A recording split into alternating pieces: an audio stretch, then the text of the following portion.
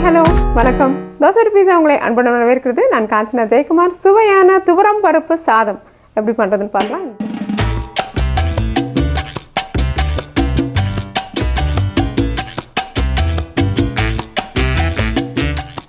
துவரம் பருப்பு சாதம் வந்து நம்மளுடைய ரொம்பவே பாரம்பரியமான ஒரு உணவு வகைன்னு சொல்லலாம். இது வந்து திருநெல்வேலி மற்றும் கோயம்புத்தூர் பகுதிகளில் நிறையா பேர் இதை தினமுமே செய்து சாப்பிடுவாங்க. அதாவது குழந்தைங்களுக்கு பள்ளிகளுக்கு எடுத்துகிட்டு போகும்பொழுது அவங்களுக்கு நல்ல ஆரோக்கியமான உணவாக கொடுக்கணுன்றதுனால அரிசி மற்றும் பருப்பையும் கலந்த ஒரு கலவையை கலந்து குழந்தைங்களுக்கு சாப்பிட்றதுக்கு சுலபமாக எடுத்துகிட்டு போகிறதுக்கும் இது செய்வாங்க. வாங்க இதை நம்ம எப்படி சுலபமாகவும் சுவையாகவும் செய்கிறதுன்னு பார்க்கலாம். 1 கப் பச்சரிசி, 1 to 3 பாகம் துவரம் பருப்பு, சிறிய எலுமிச்சை அளவு புளி, 3 மேஜை கரண்டி துருவின தேங்காய், சிறிதளவு சின்ன வெங்காயம், 1 தேக்கரண்டி ஜீரகம், 2 காய்ந்த மிளகாய், 1 தேக்கரண்டி கடுகு, அரை தேக்கரண்டி பெருங்காயம், சிறிதளவு கருவேப்பிலை இலைகள், சுவைக்கேற்ப உப்பு, சிறிது மஞ்சள் பொடி மற்றும் எண்ணெய், நெய். இப்போ இந்த துவரம்பருப்பு சாதத்துக்கு நான் வந்து சோனா மசூரி அரிசி உபயோகப்படுத்துகிறேன். நீங்கள் வந்து சாதாரண பச்சரிசி, சோனா மசூரி அரிசி அல்லது உங்களுக்கு குடும்பத்துக்கு நீங்கள் எப்பொழுதுமே உபயோகப்படுத்துகிற அரிசியை உபயோகப்படுத்தி இதை பண்ணலாம். முதல்ல இது ரெண்டுத்தையும் நம்ம குக்கரில் போட்டுட்டு நல்லா கழுவிட்டு 1 to 3 பங்கு தண்ணி ஊற்றி இதை நம்ம வேக வைக்கலாம்.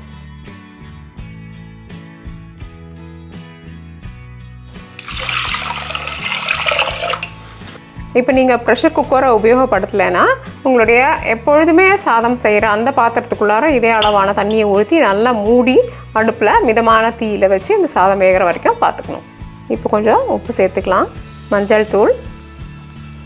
இந்த அரிசி வந்து பொதுவாக என்ன ஆகும்னா இந்த சாதம் வந்து கொஞ்சம் நேரத்துக்கு அப்புறமா நீங்கள் சாப்பிட போனீங்கன்னா உலர்ந்த தன்மையை வந்துடும் அதுக்கு. அதனால் அதை தவிர்க்கிறதுக்காக நம்ம என்ன பண்ணணும், இப்போயே கொஞ்சம் எண்ணெயெல்லாம் ஊற்றுனீங்கன்னா நல்லா அது மிருதுவாகவும் இருக்கும், அதே நேரத்தில் உலரவும் செய்யாது.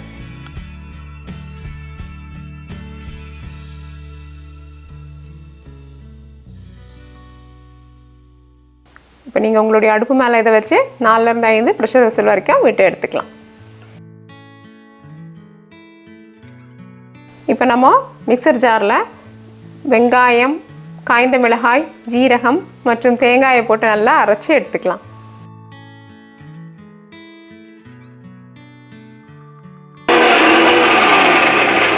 பார்த்தீங்களா, இது நல்லா நம்ம அரைச்சிட்டோம், நல்லா விழுதா. இப்போ இதை நம்ம சமைத்த சாதத்து கூட சேர்த்துக்கலாம்.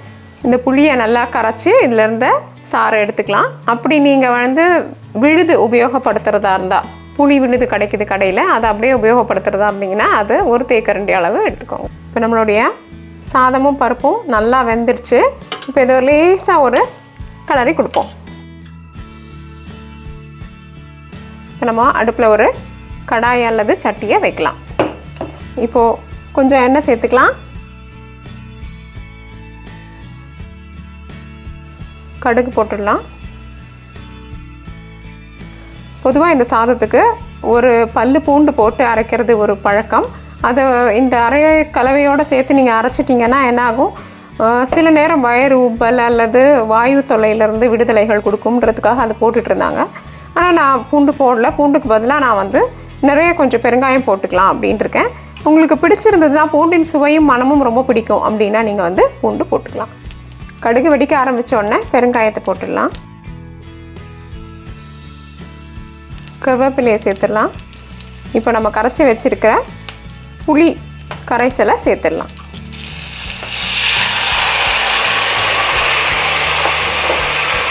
இப்போ நம்ம அரைத்த விழுதை இது கூட சேர்க்கலாம்.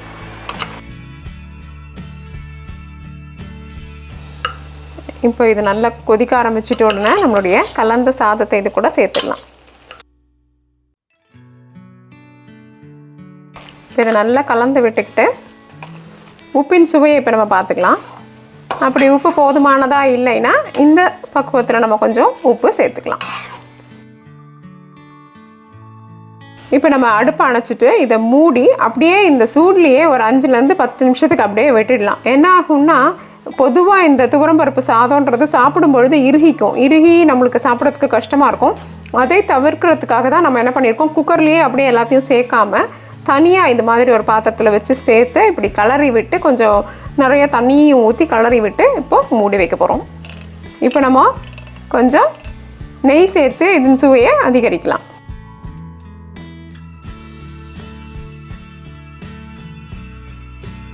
இப்போ நம்மளுடைய துவரம்பருப்பு சாதம் தயாராகிடுச்சு, வாங்க பரிமாறலாம்.